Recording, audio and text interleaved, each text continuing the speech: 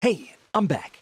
This is Chandler for Melody Production, and today I want to show you how you can create a hysteresis type effect using the multi-band plugins in Melody Production. So, for those that aren't familiar, hysteresis is an effect where the output of your signal isn't completely dependent upon the input. In fact, it lags behind the input just a bit. So, if you have some sort of input and you play it and it goes over a certain threshold, instead of immediately going down when your input signal goes down, it will have some type of wait or lag time. And lots of actual physical systems have this, such as, I believe, magnetic systems. So, for example, in a tube amplifier or old tape. And so we're going to try to simulate that today, and I'm going to use MSaturatorMB. Now, you do need the multi-band capabilities for this, but you can do it with other things besides the saturator. There's lots of other plugins you can do. So let's get started. I'm going to use an 808 sound. I have M Sound Factory open. It sounds like this.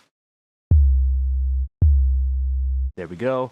And also I can move it dynamically, so a little bit softer one like this. And so that input, how loud it is actually going to affect it. But let's get into it and set everything up. So the first thing I want to do is just add MSaturatorMB. I'm going to go to a blank version, just one band here. And for this, let's just make a small, subtle distortion here. I'm going to turn the output down. I'm going to turn the input up like this, maybe 12, 15.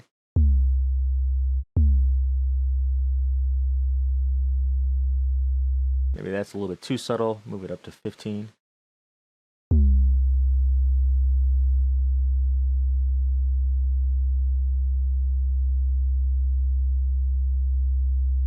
Hopefully you can hear that. You can hear that. I shouldn't do that with my mouth. But listen, when I bypass it, you should be able to hear a subtle difference with the saturation on like this.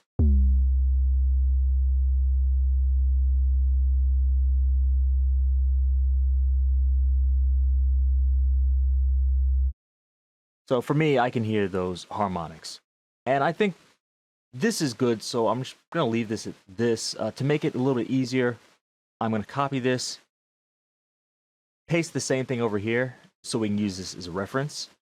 Now, I'm going to go back to A again, and I'm going to add a second band. So just right-click here, make sure I click Insert here, and this will give us two bands. The first band is what we had before, and now we have a second one.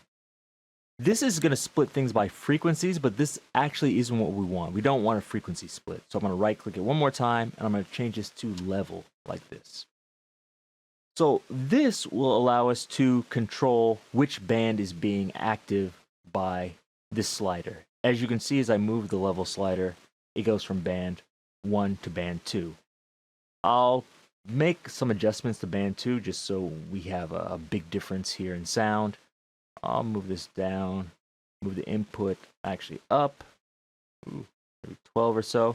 And let's actually change the mode. So let's change this to like clipping 2. Actually, when you do this, it's still going to be on band 1, so make sure you go in here and move the level up to band 2 so we can actually hear what band 2 is doing, like this.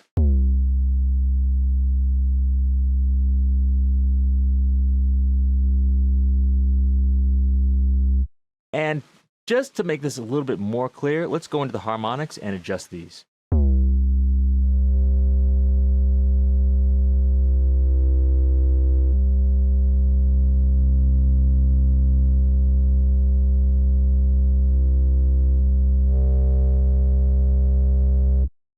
Now that should be really apparent, like this.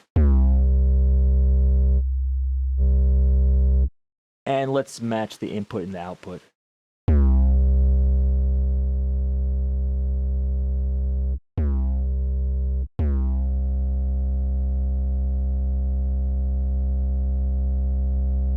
I think that sounds really different. Let's listen to band 1 again. Sounds like this.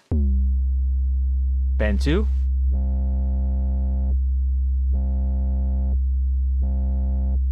Okay. And I'll do the same thing here. I'm going to copy band 2, and let's move this over to a different preset. So I'll put this on C. Paste. So we have this, this, and then we have the split between the two. Now, before I was taking this and right-clicking and moving the level to go between these two, but let's use a modulator to control this. And this is where we're going to get the hysteresis effect. So if I right-click it, I'm going to go to Mod 1, I'm going to click Clear and Learn, and just move this level like this, all the way up, all the way down. Turn the record off. We're going to turn on Mod 1 like this.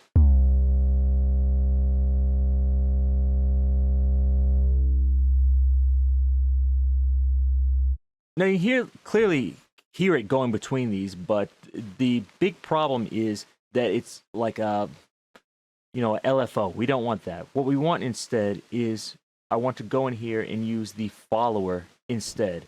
So I'm going to click this, go into the follower setting, and what I want to do is set the level minimum and maximum to the right level.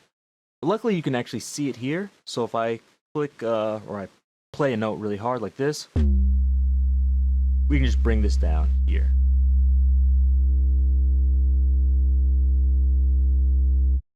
Okay, and now I'll play something a little bit softer. Turn this off. There. And this should move between them.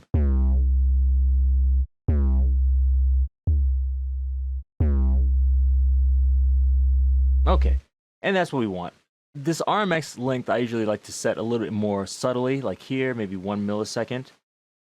And the attack and release, this is, I think, the big thing. I want to set the attack a little bit faster, but you can set this however you want. I'll set it 1 millisecond. Release, this one I usually like to set a little bit longer, so it kind of holds there for a while. Let's try 500 milliseconds, like this. Okay, now let's see what this does. It should kind of linger in band 2 for a while, like this.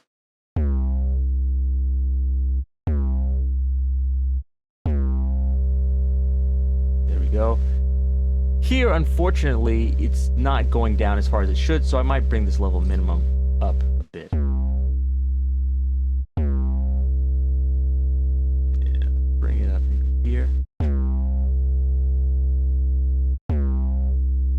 I have to set these just right. Looks like the level max is a little bit higher. There we go. There we go. So now you see it's going up into band 2 and then dropping down to band 1, which is what we want. Besides the attack and release, we can also use the hold. So if you want to hold it there for a while, we can do that. So if I set this a little bit high like this, we can do that. Maybe not so much. Let's try like 15 milliseconds here. So now we can clearly hear it going from band 2 into band 1 like this.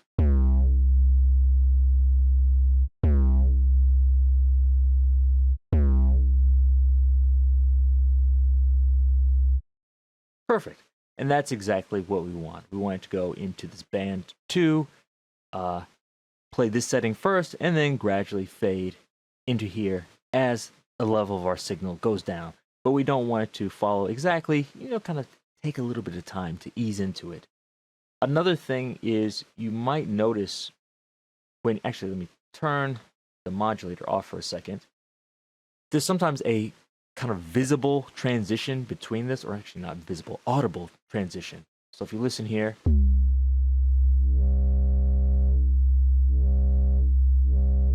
you kind of hear it moving between that wow, wow, like that.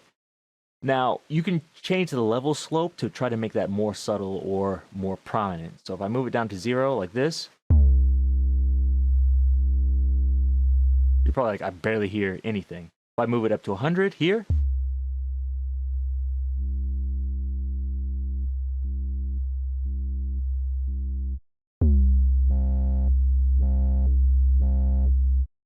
at 100, right as it crosses this line, like you hear it completely change.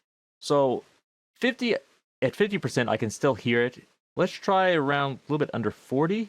and see if we can hear that transition clearly.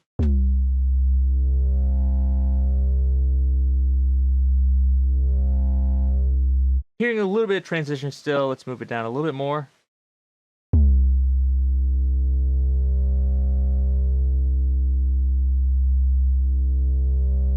To me, that's getting to be pretty smooth, and that's what we want. So we'll leave the level slope there. Let's turn on again, play it.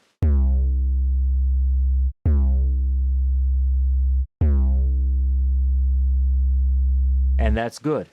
So we'll compare that to this, to this.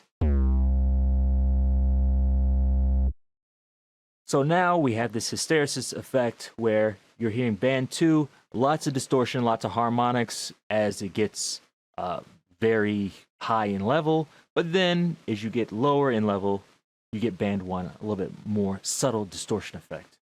And also, if I play it more dynamically, if I hit it hard, you get that. But if I play softly,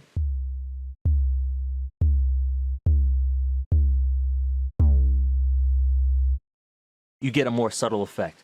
So this is a way you can add like dynamics and kind of an organic feeling into your plugins. I think this sounds really great with saturation and distortion, but of course you could do this with something else too. You might be able to do it with, I don't know, modulation or anything really. Try it out for yourself.